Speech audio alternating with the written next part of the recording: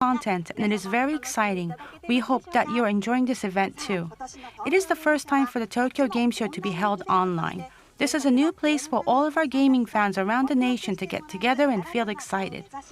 In this keynote session, our theme will be The Future Touches Gaming First, and we invited persons in the forefront of the industry to talk about the future and possibilities in the gaming industry under the COVID-19 pandemic.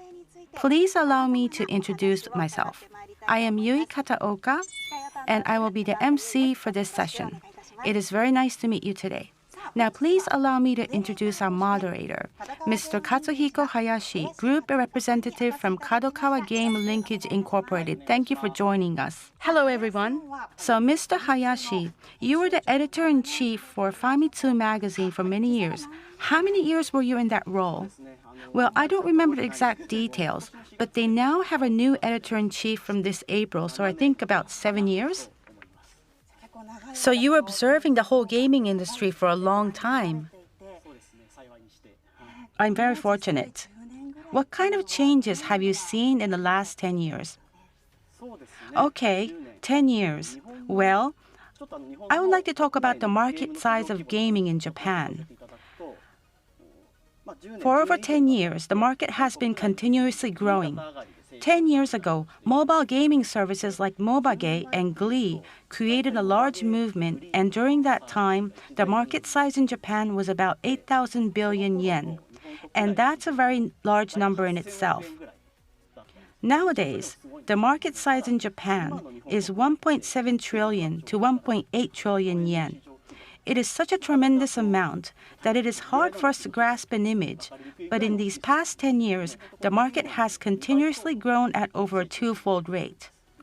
Unfortunately for this year, the industry faces difficulty, but even in this situation, you may have heard in the news that gaming is doing very well. Gaming is an interactive digital entertainment, and historically, the industry proactively adopted all kinds of technologies in various generations. That applies to the network, of course, but for example, with the penetration of smartphones, gaming started to be served in apps. Development tools evolved when gaming became rich and high-end.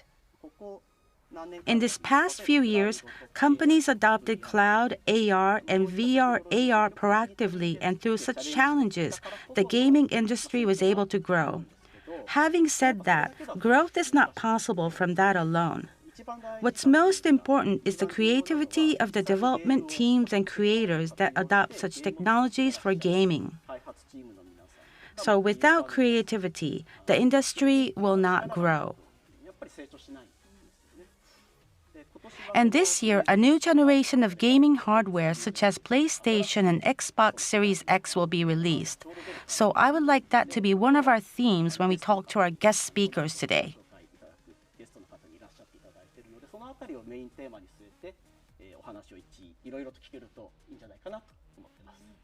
I see. Thank you. I'm looking forward to it. Now we would like to start discussions on the future and possibilities of gaming in the new normal era. Let me start by introducing our guest speakers today. Please allow me to introduce Mr. Hiroshi Taniguchi, Executive Director of Konami Digital Entertainment Company Limited. He is in charge of Powerful Proyaku Professional Baseball Spirits Series. Hello, nice to meet you. Welcome, and thank you for joining us. I wasn't sure when to make my appearance. Now, let me introduce Mr. Naoki Hamaguchi, Manager of Division 1 and Co-Director of Final Fantasy VII Remake, Creative Business Unit 1 at Square Enix Company Limited. Hello, thank you for joining. Now I'd like to introduce Mr. Daisuke Uchiyama, President and CEO of Bandai Namco Studios Incorporated. He will be joining us online. Thank you for joining. Hello, this is Uchiyama from Bandai Namco Studios. It's very nice to meet you today. Welcome. Last but not least, please let me introduce Mr. Jun Takeuchi, Managing Executive Officer and General Manager at Capcom Company Limited. Mr. Takeuchi will also be joining us online. Thank you so much for joining. Hello, everyone. Thank you for joining. Now, let us receive an opening word from each of our guest speakers. Let's start with Mr. Uchiyama from Bandai Namco Mirai Kenkyūjo at Shibaura, Tokyo. Mr. Uchiyama, can you hear me? Yes. I'm joining from Mita Tamachi. I am Uchiyama from Bandai Namco Studios. This year, the Tokyo Game Show 2020 is being held online, and I'm joining this session online too. This year is a very exciting year, as we are hearing lots of new news in gaming. I heard that we're going to talk about the future today, so I'm looking forward to this and hopefully to receive ideas from all of you.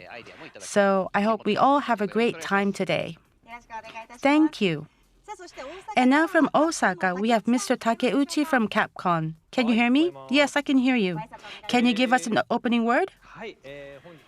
I'm joining remotely from Osaka, and I hope we can discuss a lot of topics today.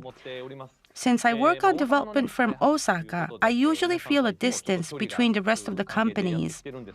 As we are under a pandemic situation where a lot of us are increasingly working online, I feel that physical distance will not be a barrier anymore. I would like to talk about that and all sorts of other points too. I hope to deepen friendly relations with everyone in the industry too. Thank you very much. Now in our studio in Tokyo, we have Mr. Taniguchi from Konami. Please give us an opening word. It's very nice to meet you all. I was going to strike a pose when I was making my appearance, but I failed to do so because I wasn't really sure of the timing. I'm really looking forward to today because I can get to talk to everyone. I will try and talk as much as possible on what everyone wants to hear while keeping in mind what I am not allowed to say. Thank you for the opportunity. Thank you very much. And then we have Mr. Hamaguchi from Square Enix. It's nice to meet you all. I think I'm the one that's looking forward to this session the most because I have the opportunity to have some lively discussions with very distinguished people. Thank you. Now we would like to go into our talk session.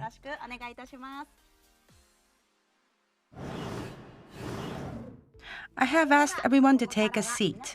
Now I would like to ask Mr. Hayashi to moderate this session. Mr. Hayashi, let us start now. Thank you. Let us begin. Before we go into the main topic, I would like to point out that this is a very rare group of people. I've never seen these 4 persons in one room before. Do all of you know each other in person? It is my first time meeting everybody. Your first time? It's my first time meeting everyone too, so I'm really looking forward to this session. How about Mr. Uchiyama and Mr. Takeuchi? I actually worked with Mr. Takeuchi on Gundam a long time ago. Our company worked together with Capcom on the project. Yes, okay. And then there's a circle of drinking buddies in the industry, and Mr. Takeuchi is also a member. That was a long time ago. Yes, a long time ago. It is my first time meeting Konami and Square Enix today. It's very nice to meet you. Okay, so that means all of you are unsure of what each other will talk about today. No, I have no idea. We have to feel a way through. Plus 2 people remotely joining us. Okay, let's be very frank and open. Usually, keynote speeches are very formal, but in this session, I'd like us to be casual. Actually, that is the brief I received from all kinds of people. I'm not sure how much of this will be edited, but I'm hoping this will be a talk session where everyone will talk freely. As mentioned before, our first theme is the future of next-generation consoles. We don't need to limit ourselves on next-generation consoles. We can also talk about what you're keeping in mind when you're developing gaming products for the next era or for the next generation. That would be our main theme. For example, there are some topics on PS5 and Xbox Series X being released soon. I believe all of you are currently trying out prototypes. You may be involved in R&D or development of a new title. You might even have already announced a new gaming title. I hope we can start by discussing this topic. Mr. Takeuchi, I believe that you made an announcement. Yes, we just announced 2 titles and we're in the middle of developing them. One of them is as difficult as being in hell. Like being in hell? I'd like to hear about that in detail. Mr. Uchiyama, I believe that Bandai Namco has made an announcement too. Yes, as Bandai Namco, we announced the Scarlet Nexus, our newest product for Microsoft's next-generation console, at their digital event in June. We are also in the same situation with Mr. Takeuchi. We are in a very critical situation too. Our staff are working very hard in development, and I'm hoping we'll create a great product.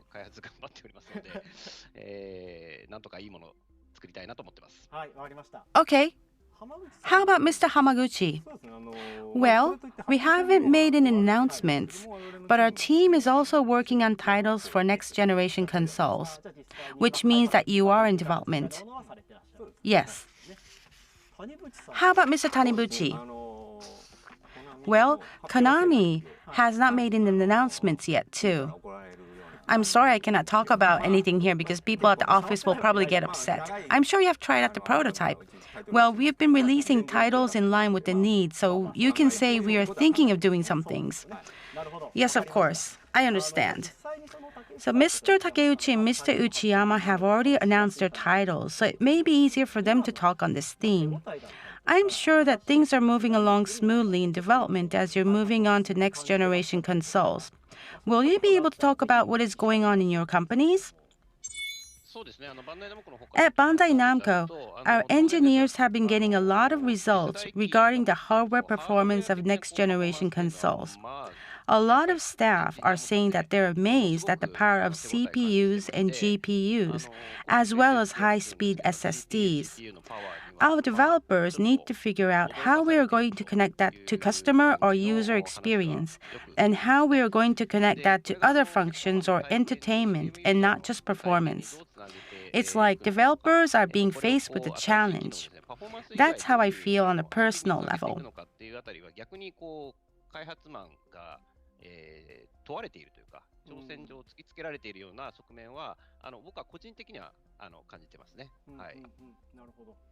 I see. How about Mr. Takeuchi? Well, we felt like we finally reached a breakthrough with current generation consoles like the PS4 or the Xbox.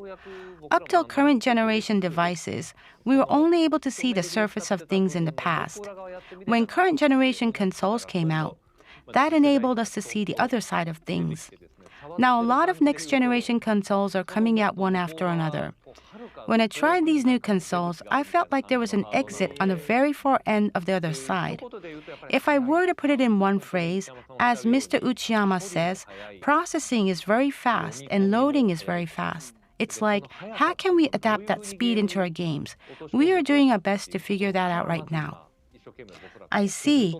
As a player, sometimes I think, is it really possible to get any better? Everything is now in a hard disk, and we as users are very satisfied with what we have in gaming. However, I guess what I'm hearing is, many other things could be made possible on your developing end, not just on appearance, but on other things like creating a seamless connection of games. できることがめちゃめちゃ増えたっていう風なことなんですかね。To a certain point, yes. But it's not just about the many things we can do. We have to shift our mindset, or else we won't be able to leverage next-generation consoles to the fullest. For example, a certain amount of loading time was required for more than 10 years, and now it's like, what's going to happen from now on? Loading is going to become zero in the near future. This is a very monotonous example, but you know how gaming tips were displayed during loading time? Yes, they're very helpful. With zero loading time, we won't be able to display those tips anymore. That's a very tiny example, but zero loading could impact gaming in a lot of ways. I see. We have the same situation here. Our Scarlet Nexus team is wondering what they should do because they won't be able to display gaming tips anymore. Loading is so fast now. We use loading time for particular purposes, but now we can't anymore. Zero loading is great in one way, but causes a dilemma for us at the same time. You need to have a different perspective if you want to utilize next-generation consoles to its fullest advantage. I guess you can say that you are facing struggle, going through a lot of trial and error, but perhaps you can interpret that as a cry of joy too? You can say that it is a cry of joy and a cry of suffering, both at the same time. Okay, understood. Mr. Hamaguchi and Mr. Taniguchi, I'm not sure whether you can talk in detail, but would you be able to share some positive results from your R&D activities? Is there an area that helps you expand your ideas even further? My sense of feeling from trying out next generation consoles is, well, there are various platforms where you can play games. They're becoming segregated in a good way. For example, a smartphone enables you to play games anytime and anywhere. They're evolving so much that it's become easy and casual to play games, and they're well blended into our daily lifestyle routines. On the other hand, next-generation consoles, as well as other hardware, require a user to have high motivations to play a game. Nowadays, users are starting to expect a special experience or special immersion from games played on next-generation consoles. That means we have to make sure our titles are being delivered into the hands of those with high motivations. That is a very straightforward vision, which makes it easier for us to develop products. Due to this segregation, I feel it will become easier for us to deliver content to customers who look for that kind of value. I see. That means you may need to develop products differently by device or title. So maybe that could happen. How about Mr. Taniguchi? I work on a sports game, so I may talk about a different direction than the others here. When a next-generation console comes out, the first people to be in touch with it would be early adapters who are really interested in gaming. Since we create titles that tend to be more general, our issue is how to deliver them to those types of users. I see. Having said that, though, when you think about Powerful Pro Yaku, each generation accomplishes remarkable evolution, like reflecting baseball games of that day real time. I guess you can say that there'll be more possibilities for evolution. Yes, we can say that. IT technologies are emerging in sports too, so it is all about how to adapt them into hardware and create new entertainment. That is what we always have in mind. I see. Now, I would like to shift the conversation from specs of next-generation consoles to technology. I'm not sure whether you're allowed to talk about this, but is there a technology you're interested in, like AI or something else? I hope you can share them. Are there any areas you're interested in? Actually, we're looking at ray tracing as the newest way to express our graphics. We are looking at HDR too. We're talking about how to adopt them. When we're trying out next-generation consoles, I think we can find a hint somewhere in the very back end and not just the surface. I think that a person playing a game can get connected with other players playing the same game on social media in different ways than before. High-speed loading would play a direct part in it too. In the past, when I observed webcasting, users would talk while the game was being loaded, but those areas could become increasingly seamless.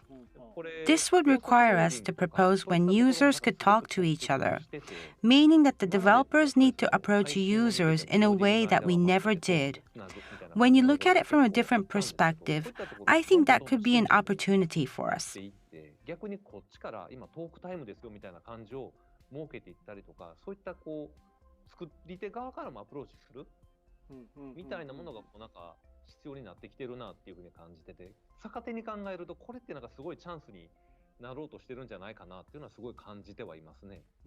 I see. I guess that means there is a possibility for you to blend in or connect with users in the game. Yes, I think so. But I'm not able to identify what area that is. Having said that, I think that next-generation consoles could enable you to get a feeling of that. That doesn't mean you're going to create an online game. No, Capcom has been focused on single-player games. With Biohazard 7, everyone on the Gamecast talked about how scary it was.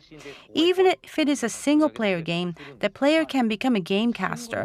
He can livecast his game and go on to the social network. Seeing this, I feel like we acquired a key to go into the social network. I think this could expand our possibilities in a different way. That's very interesting. I know you're unable to talk about what your company is doing, but hearing you, I assume you have plans to build on that opportunity. Yes, but you're talking to the brains of an old man here. Younger brains should think about new technologies, so I'm delegating that to the younger staff. I think what you just said connects the topic of user communication. In this day and age, you're required to communicate with your users, whether it is directly or through SNS. Even if it is a gameplay, you are still communicating with your users. I think that's becoming a standard, and that creates closer distances with your users. I believe that's why you're involved in so many new things. I would like you to share some views on the importance of user communication, and maybe that could connect to next generation consoles too. Mr. Taniguchi, I have an impression that powerful Poroyaku and professional baseball spirits communicates with its users. Yes, I do believe that the importance of user communication is getting bigger.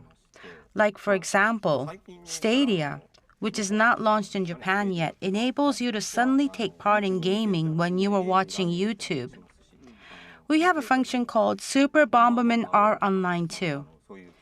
In our company, we observe how our games, including gameplay, are being enjoyed.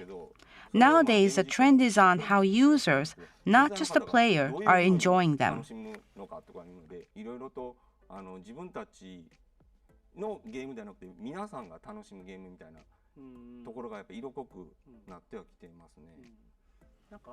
Recently, Darvish is actively tweeting on professional baseball spirits. He's communicating information on behalf of you. Yes, we heard that Darvish was playing professional baseball spirits. We checked and we really did see that he was heavily involved. That's impressive. This was around the time of the COVID-19 pandemic. Major League Baseball season hadn't started yet, and we wanted to work with him. We reached out to Darvish through a particular route, and he said he was interested. As a result, we were able to hold an event with him during COVID-19, which was highly appraised by baseball fans. It was really exciting. There was some interaction between Masahiro Tanaka too. Yes, that was a surprise. But that wasn't a setup, right? No, it wasn't. You never expected such a result. That's very interesting. That would have never happened a long time ago. That's true. Darvish was doing a gameplay just a few hours he was due to pitch, so we were worried. If he had lost that game, professional baseball spirits would be blamed for it. I was so happy he won that game that day. That's interesting. Yes, I do feel that the times are changing. This past spring, Final Fantasy VII Remake was released, and I believe your users really became excited with gameplay and webcasting. Mr. Hamaguchi, you were involved in that development. How did you see it? Well, with consumer gaming, we spend a certain amount of time on its development. Right after the release, consumers and YouTubers broadcasted their games and I watched them too. I would be like, oh no, you were defeated in that battle. But that was a lot of fun. Final Fantasy VII Remake was released on April 10 when Japan declared the state of emergency. The physical events that we had planned were all canceled and people stayed at home. Users saw a lot of news and gameplays. They became excited and amplified that information. I felt like times have changed. In my history of developing Final Fantasy, I never thought things like that would happen. It was different back then. I feel like the times are evolving.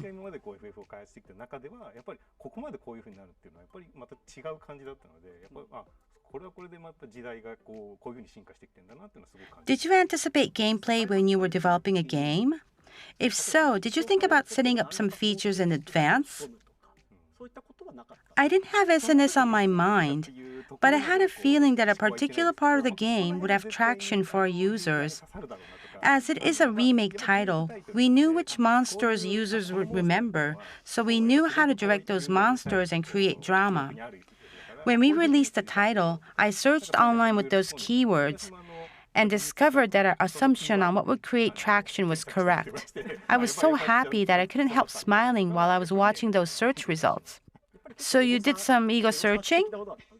Everyone on the team worked so hard, and I was confident that we developed a great product. We were working remotely, so I had to announce news of the release to the team on email. I said, "We'll be releasing tomorrow, so please ego search yourselves." So I actually encouraged them to do so. Wow, that's interesting. Yes, I encouraged the team to ego search themselves on whatever part they contributed to. That means you're actually listening to your users and gaming fans. Yes, we do listen to them. We're very curious about what they say.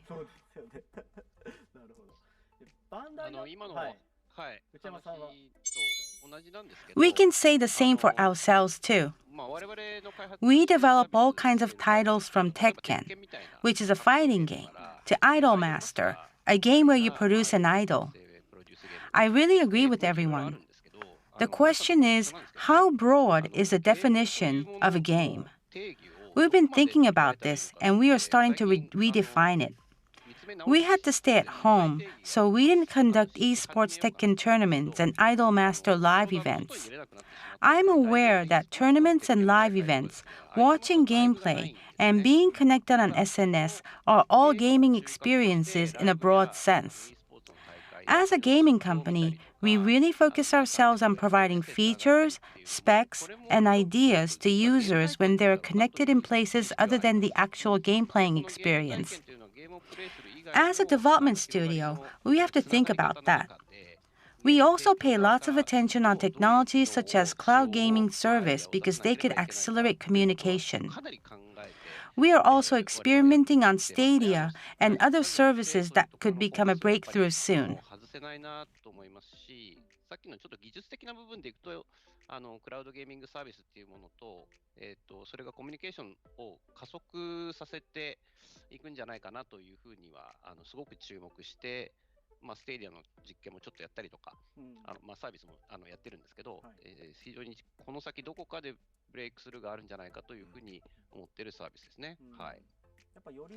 I guess you're saying that user communication will evolve even more, that it's going to change even more, and that means that the development side has to consider that.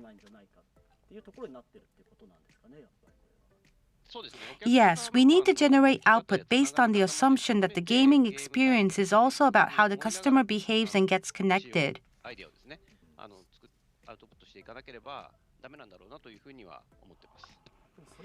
Will that require a different level of thinking than the usual way you approach development? Will that raise the bar? Will it get difficult? Or will that become enjoyable?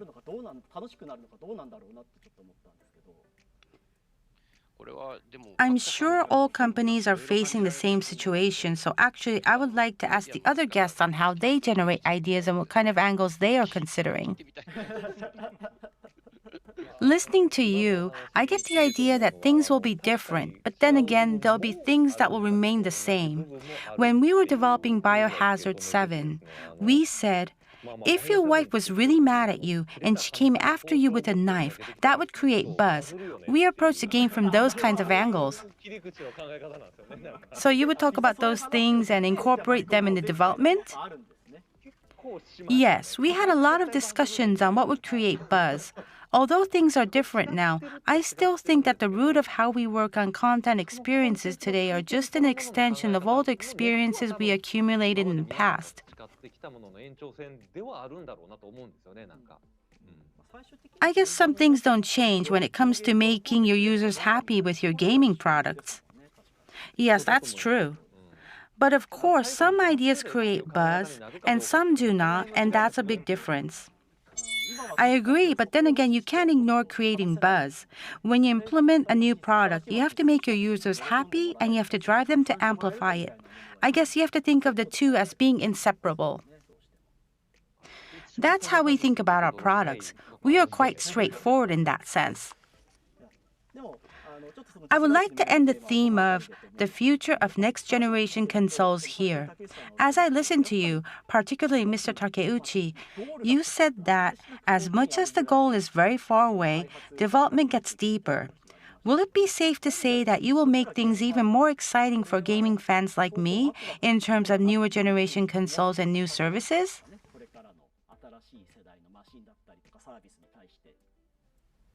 I would think so. Technologies like 5G are emerging, and hardware is addressing those technologies with version upgrading. Lots of things are emerging in the world out there, such as gameplay and VTubers. This year, we were thinking of conducting an event just like Mr. Uchiyama.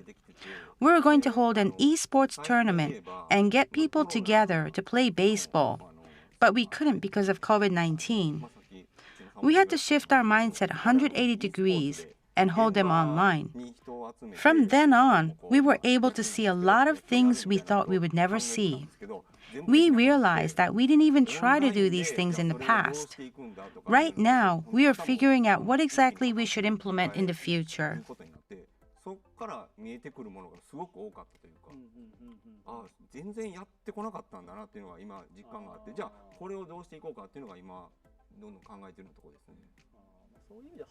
I guess this is a time when we have to shift our mindsets. Okay, thank you. In connection to this conversation, we would like to move on to the next theme. The theme is gaming developments under COVID-19 and the future. We're all in the same situation. Our work environment and work styles have changed due to COVID-19. How does that impact your game development? Regardless, you are releasing your new titles in this situation, and you have expanded the gaming population. How did you approach development these past few months, and what's going on now?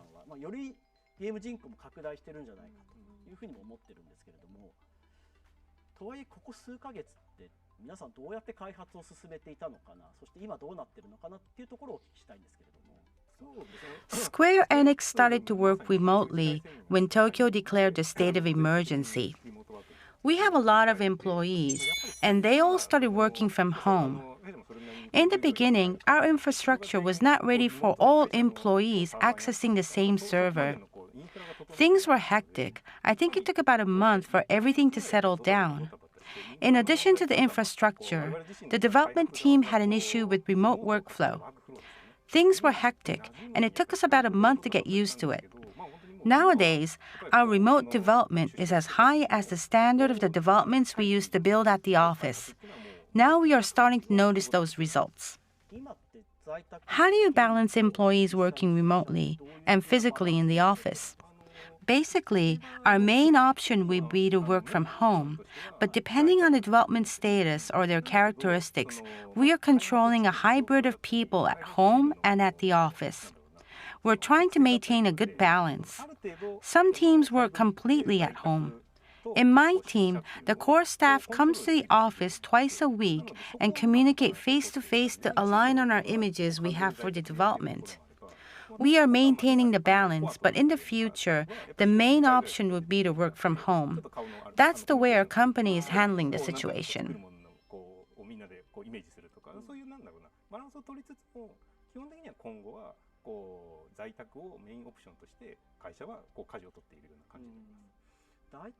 I guess a lot of manufacturers work that way. How about Konami?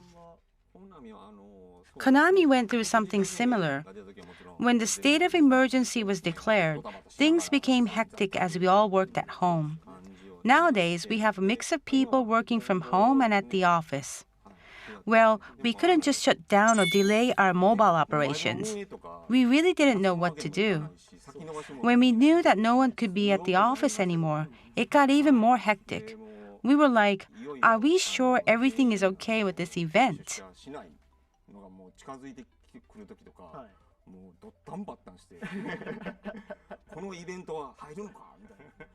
I can imagine that. I mean, you're working face-to-face and suddenly you're not able to anymore. I guess the only choice was to work remotely. We couldn't just say we'll shut down operations for a week. Anyway, we made ends meet. Our development team worked hard to accomplish things. Nowadays, there are employees who work at home, employees who come to the office, and those who come to the office several times a week, so we're flexible with all types of situations. How about Bandai Namco? I can really relate to the situations that were described. When the state of emergency was declared, Bandai Namco Studios had to work at home. We had to reorganize our development environment and review our security measures. Our uploading connection was so limited that it was causing issues, like not being able to build anything. It was very hectic for about a month. Having said that, we wouldn't have even thought of doing the work from home had it been for the declaration of the state of emergency. Now that the declaration is over, we realize that there are so many things we can do. Today, not everything is business as usual yet, but at Bandai Namco Studios, development from home has become the basis. We realize that the productivity of production from home is not bad. When employees are concentrating on creating assets, the work efficiency was not bad. However, it was a different case when we had to build a new team, generate ideas through chatting, and reading important context that exists between the lines. That would also apply to fine-tuning level design, where everyone tries out the prototype, exchanges views, identifies the interesting parts, and discusses how we could improve. We started to realize it is better to be at the office, at the points of entry and exit of the development. Therefore, we work at the office or at home depending on the situation.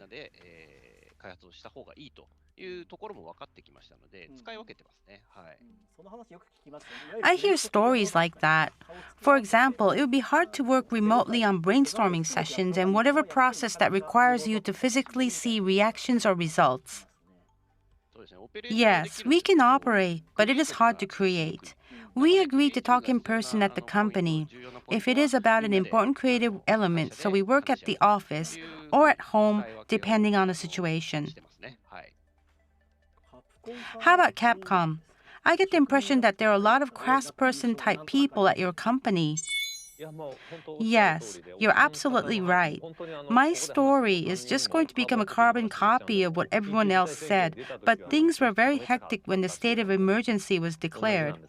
I agree with what Mr. Uchiyama said about the creative and team building. Since we have craftsperson type people in our company, they question working outside of the office. It was very difficult to maintain a good balance. I guess that means that development staff prefers to come to the office, talk to each other in person, and concentrate on their work. Yes, there were many cases like that. Some people said, I need to talk to a particular person or else I can't think. Well, that tells you how close the team is. That's a very nice environment. We knew how they felt, and we wanted to do something about the situation. That's very difficult, though. The company wouldn't be able to tell everyone to come to the office. Yes, that's correct. We wanted to create an environment where everyone could connect to an online meeting system and communicate closely, but our server went down. There were all kinds of situations. It was a very difficult month for us. So, has everything settled down? Were you able to work out a structure? We were able to build a proper structure, and we do have an adequate remote working system too. However, a lot of people wanted to come to the office, so we have a large group of people working physically at the office.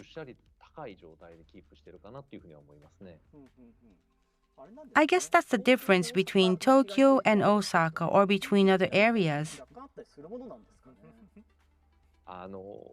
To be honest, some of the railroad lines in Osaka carry a lot of passengers, so you cannot avoid the three C's. When I go to Tokyo, the trains come frequently and they're all packed. I could say that Osaka is a little different than that. I see. I would think that the sense of crisis is different between Osaka and Tokyo. I see. So the ratio of employees working at home is higher, and they go to the office whenever necessary. How does that impact your gaming development? For example, in the past, you might have been able to accomplish a certain amount of development in 1 year. Does the current situation cause any delay, or does it not impact your development at all? Would you be able to share your situations in terms of development speed?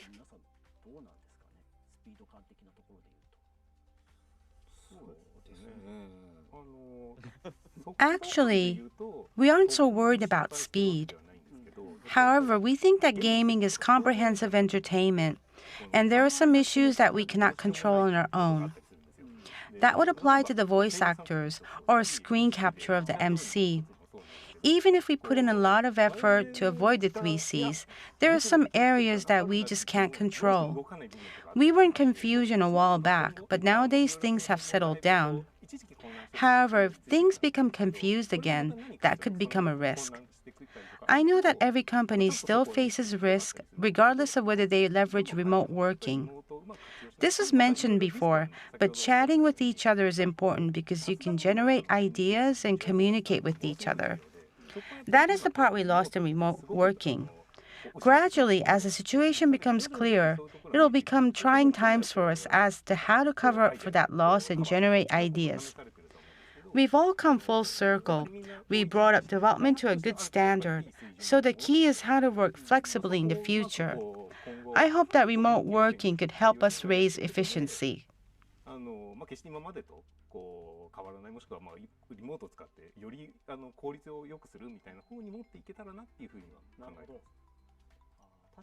I see. Before COVID-19, people used to generate ideas in the smoking rooms or during lunchtime. It would be great if we can do that remotely. Also, would there be an issue in how you communicate with new staff?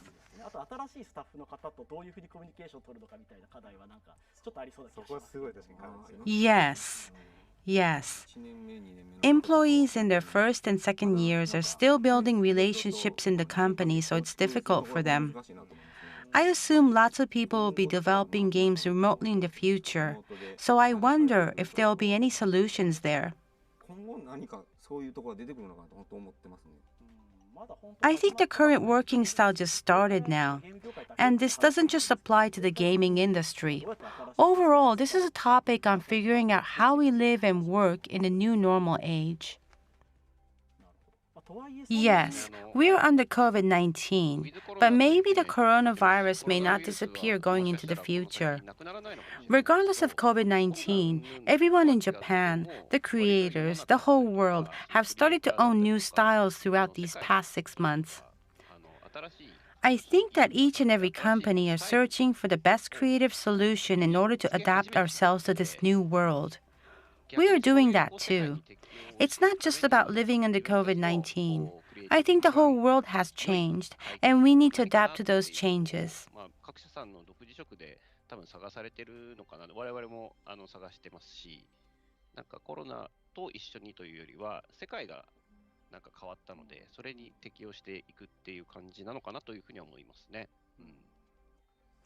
I see. Mr. Takeuchi, would you agree with everyone?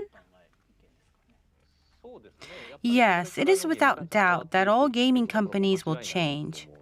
In the past, we worked with companies outside of Japan, and we were able to create a supply chain. Unfortunately, there was a time when COVID-19 messed everything up for us. In the future, our supply chain, or the supply net as some people call it, needs to change too. I believe that this is a time for change, not just for us, but for the whole industry.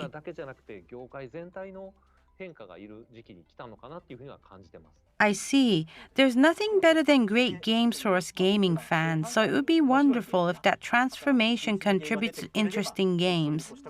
Having said that, I hope all of you will work in a sustainable environment free of any exploitative employment system. I do hope that transformation would prevent that kind of employment system too. As things shift to the new normal under COVID-19, we now know that the gaming industry will see some new possibilities. You have shared your opinions today, and I'm sure the audience out there are looking forward to the developments of the gaming industry.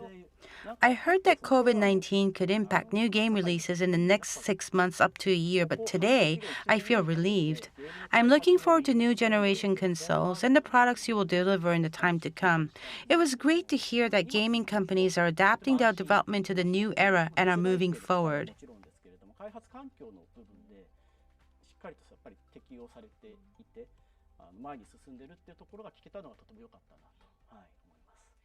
Thank you very much. We still want to hear from you, but we are reaching an end now. Can each of you please give us a closing comment for the audience out there? Can we please start with Mr. Uchiyama?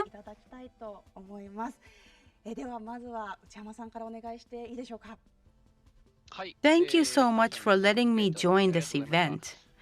Today, we spoke about the future of new generation consoles and gaming in the COVID-19 era. Everyone, including Mr. Hayashi, shared some very interesting points today, and I'm sure the audience felt the same way. We are all steadily working on addressing the tremendous power of next-generation consoles and new experiences. This year is a big release year for us, so we hope you will look forward to them. It would also be great if you can watch the Tokyo Game Show online programs too. Thank you very much.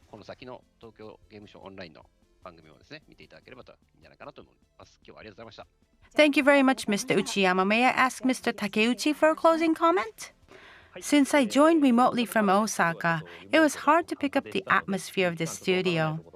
Anyway, the audience out there may have had the impression that gaming companies are rivals, but actually, we are peers as well as being rivals. I'm hoping that we can overcome difficult situations together and create gaming products that would be worth playing and that would make our users happy. As I listened to all the speakers today, I got the impression that we all have the capability to do so. The Tokyo Game Show is being held online for the first time. I'm sure that there'll be lots of information from the show, so I hope you'll have a great time. Thank you very much.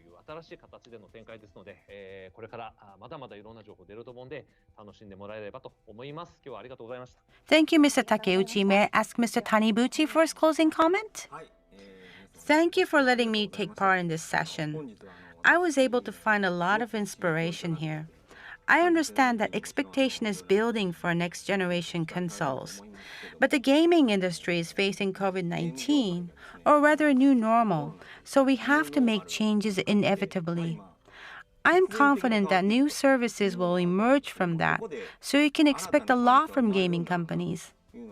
That applies to the titles I am in charge of, as well as titles from the other companies. I hope that you will look forward to new gaming developments in the new normal era. Thank you very much.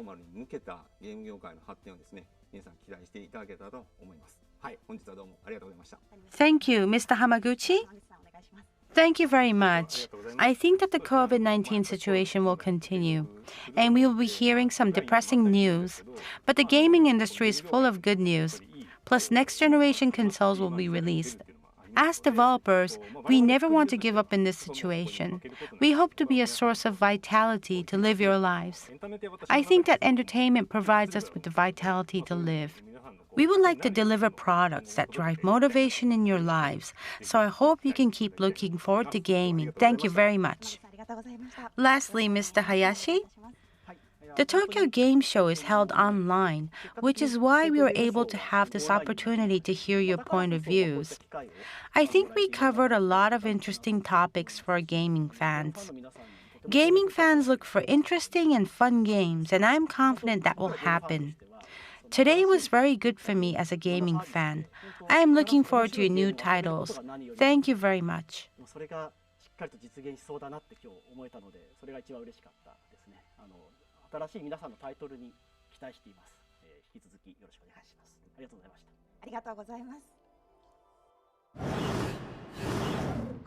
This will be the end of our keynote session. Through its official channels and web pages, the Tokyo Game Show 2020 online will feature new titles and services by various gaming-related companies and organizations. We will webcast esports tournaments too. We will be webcasting various content until 2 a.m. tonight, so if you have time, please stay tuned. As for the broadcasting schedules of our guests today, we just webcasted the contents of Square Enix on our first day. Tonight, we'll have a webcast of contents from Capcom from 10 p.m. Tomorrow, we will webcast contents from Konami from 8 p.m. on the 26th and 4 p.m. on our last day. After that, we will webcast contents from Bandai Namco Entertainment from 5 p.m. on the 27th. On the last day, on the 27th, we will webcast the Japan Game Awards, and Mr. Hayashi will be part of that. Yes, that's the plan. Please check out those contents. I hope you enjoy the Tokyo Game Show 2020 online as much as time allows. Thank you very much.